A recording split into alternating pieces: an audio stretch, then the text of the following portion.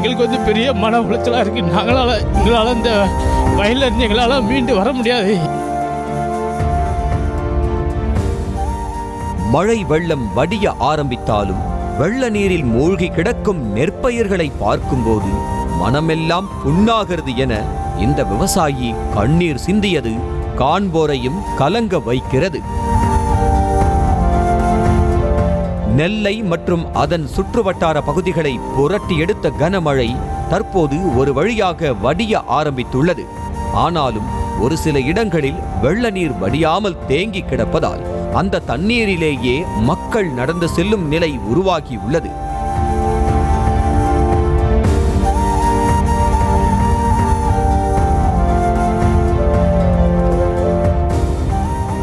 நயினார்குளம் உடைப்பு ஏற்பட்டதால் அந்த வெள்ள நீர் நெல்லை ஜங்ஷனில் தேங்கி கிடக்கும் நிலையில் சரியான திட்டமிடல் இன்றி கால்வாய் கட்டப்பட்டுள்ளதே இதற்கு காரணம் என அப்பகுதி மக்கள் குற்றம் சாட்டுகின்றனர்.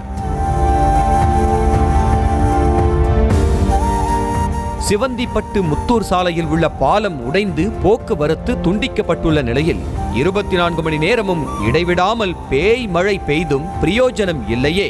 குளம் உடைந்து தண்ணீர் அனைத்தும் வீணாகத்தானே சென்றுள்ளது என முதியவர் கவலை தெரிவித்தார்.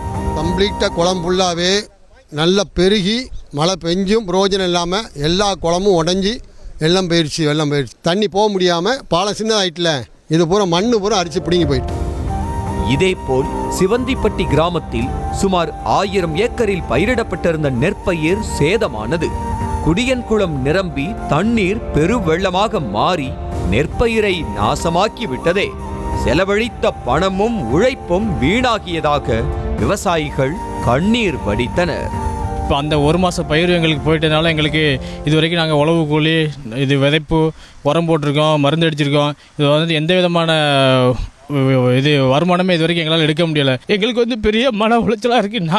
எங்களால் இந்த வயலில் இருந்து எங்களால் மீண்டு வர முடியாது. எப்படியாவது வந்து அரசாங்கம் தான் எங்களுக்கு வந்து ஒரு பெரிய தீர்வை கொடுத்தாதான் எங்களுக்கு வந்து ஒரு நிம்மதியாக இருக்க முடியும். செய்திகளை உடனுக்குடனும் துல்லியமாகவும் தெரிந்து கொள்ள சப்ஸ்கிரைப் பண்ணுங்க.